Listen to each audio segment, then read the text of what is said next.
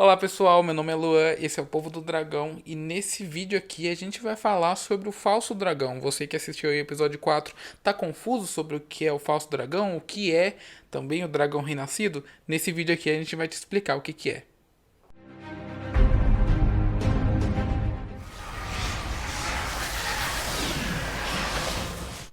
Segundo os próprios glossários dos livros, né, o falso dragão se refere a homens e mulheres ao longo da história ali que acontece antes da série e dos livros, né? Alguns deles chegaram até a desencadear guerras através de várias nações, né? Então eles clamavam ser o dragão renascido porque eles queriam, por alguma razão, ter esse título e acabavam por fazer muita merda. Ao longo dos séculos, né, a maioria das pessoas que se proclamavam como o dragão renascido não podia nem canalizar, o que é bem estranho, né, se a gente pensar que a gente associa o dragão com uma pessoa que consegue canalizar o poder único. Então, de pensar que uma pessoa que nem consegue canalizar tem a coragem, né, tem a falta de vergonha na cara de falar que é o dragão renascido, tipo, não faz nenhum sentido, né? Aqui nesse vídeo a gente vai abordar 7 homens que em algum momento da história se declararam como o descendente ali do Lúthien, mesmo sem ter o poder de canalizar, né? Dois deles, inclusive, são bem citados e desenvolvidos nos livros. E um deles, né, o Logain Nablar, foi introduzido na série no episódio 4. Foi nessa semana aqui, no dia 26 de novembro. Mas antes da gente adentrar na história de cada um deles, a gente precisa pensar o que faz alguém se declarar um dragão, né? É cobiça? É uma crença genuína deles? É uma farsa totalmente ambiciosa? O que faz alguém querer se declarar um dragão? A roda do tempo, né? Ela tá sempre buscando o equilíbrio.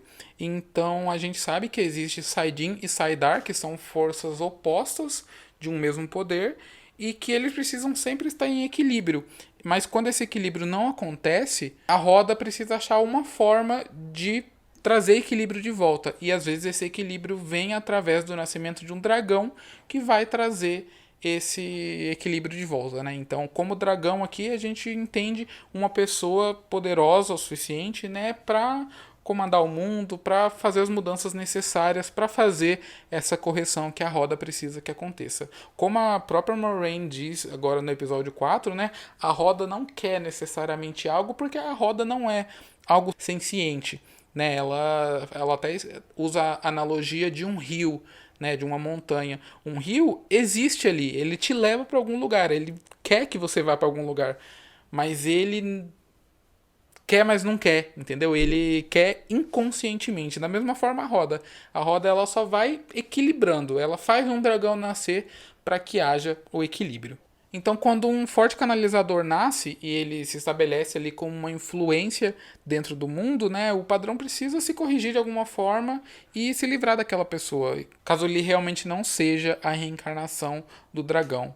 Entre os fãs da série, inclusive, existem muitas teorias entre o que faz uma pessoa ser um falso dragão e por que a roda tece falsos dragões, né? Porque se a gente parar para pensar, se a roda cria tudo, né? Se ela faz tudo acontecer, por que ela cria pessoas tão poderosas que poderiam ser um dragão, mas não são? Algumas teorias afirmam que a roda solta alguns dragões falsos para preparar o mundo para o dragão verdadeiro, né? Então ela solta alguém que tem o poder mediano ali para quando chegar o cara com um poder realmente grande, o pessoal não ficar tão chocado, né? Então essa é uma das teorias. Já outras pessoas afirmam que eles surgem espontaneamente, que a roda não tem tanto controle assim, e que o padrão, assim que essas pessoas nascem, né, assim que elas surgem, aí que o padrão começa a agir para eliminar essas pessoas. A verdade é que a gente nunca vai saber como que a roda do tempo em si funciona, né? Porque é uma coisa cósmica, é uma coisa fora do tempo e espaço, né? Então a gente nunca vai entender, é um mistério ali, tem essa coisa gostosinha na série que é a gente nunca saber realmente como que a roda funciona. A gente só cabe a nós especular e criar essas teorias. Então o primeiro falso dragão que a gente vai abordar aqui é o Howlin, Algoz das Trevas. Ele nasceu em 335 depois da ruptura e ele é o mais antigo falso dragão que a gente tem conhecimento, né?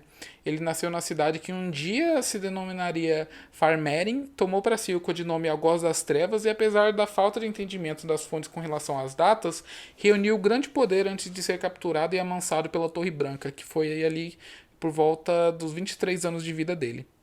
O segundo, né, que a gente tem conhecimento é o Euron Arco de Pedra, que nasceu em 1294, depois da ruptura.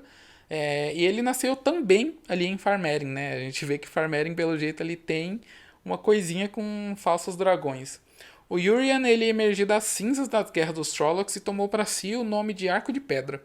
Com relação a ele, as fontes também entram em contradição com relação às datas e acontecimentos. Supostamente ele se declarou no solstício de verão e anos depois foi capturado e amansado nessa mesma data, aos 28 anos.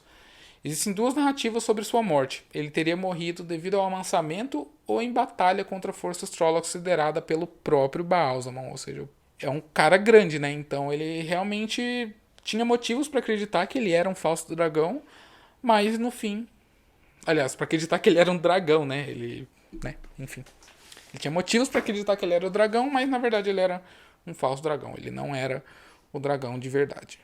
O terceiro falso dragão que a gente vai abordar aqui então, né, é o Davian. Ele nasceu no ano livre de 351 e é dito, né, que na época da ascensão dele, Davian era um nome muito comum para os meninos, né? Então é como se ele se chamasse Enzo agora em 2021, né?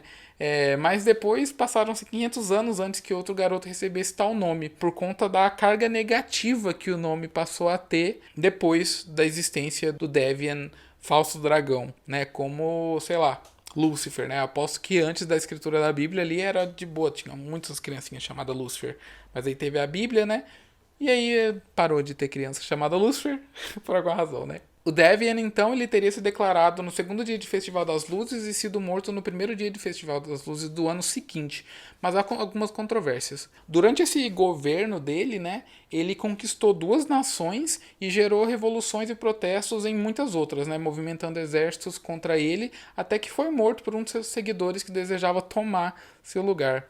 Sua rebelião se dissolveu logo em seguida e aí a gente tem, né, nenhum menino se chamando Devian por 500 anos até que tudo se resolve. Agora a gente vai falar sobre o Gwairi Malazan, que nasceu no ano de 939 em Darmovan, e ele é provavelmente o nome mais importante dessa lista, tirando as pessoas que aparecem ali na saga principal, né? Ele era um jovem erudito e treinado em combate que deu início à chamada Guerra do Segundo Dragão, né? Que durou ali de 939 até 943 e conquistou metade do continente com uma força de quase 200 mil guerreiros em seu exército. Ele tomou Farmerin por 3 semanas e quase dominou a Pedra de Tyr. Sua campanha teve fim ao ser derrotado por Arthur Asa de Gavião e ele foi amansado pela Torre Branca. A habilidade com o poder único dele era inacreditável de grande, e quando ele foi atacado por 6 Aes Sedai, ele matou uma e estancou outras duas. Então, tipo, imagina o nível do poder do cara para ele conseguir matar uma Aes Sedai e estancar outras duas. É um nível inacreditável de poder. O que restou ali do exército dele, né, depois dessas batalhas, foram denominados de Filhos do Dragão, e eles tentaram resgatá-lo ali de Tar Valon, atacando a cidade, mas não deu muito certo. O resgate não funcionou e o Gwair Amalazan foi julgado e executado pela Torre Branca. Tem uma teoria bem interessante entre os fãs, né, de que o Amalazan, na verdade, ele era realmente a reencarnação do Lusteren, só que ele nasceu no momento errado. Da forma que tudo estava organizado, não seria bom para o Lusteren renascer exatamente naquela hora. Então, as pessoas acreditam que foi assim que o Padrão mandou o Arthur Asa de Gavião para derrotar o Amalazan e corrigir esse erro, né, para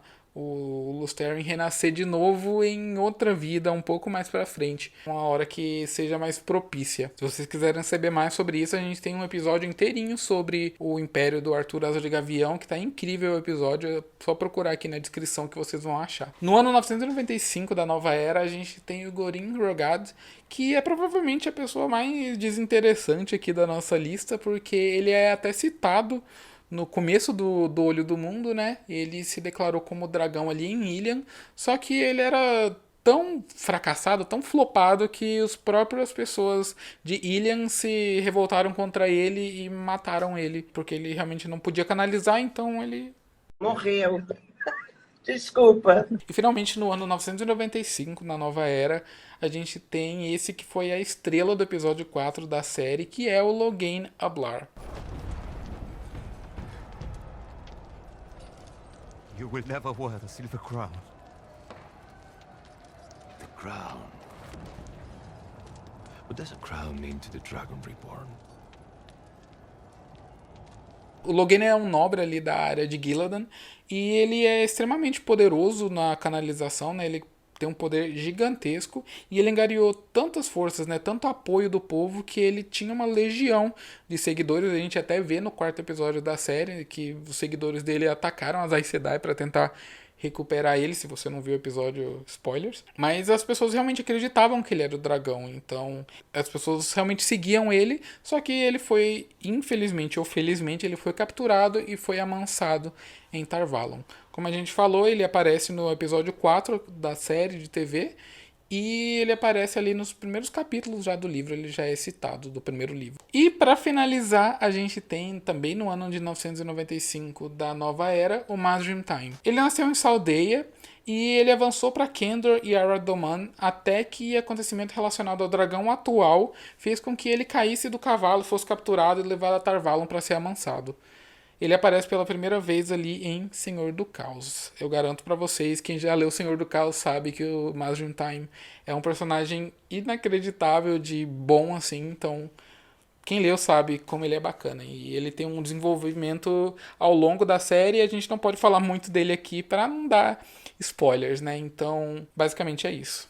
Então é isso, gente. Se vocês gostaram do vídeo, dá like, deixa comentário aqui. Se vocês têm dicas sobre temas de episódio, vocês têm dúvidas sobre a Roda do Tempo, comenta aqui que a gente considera fazer um vídeo sobre o tema.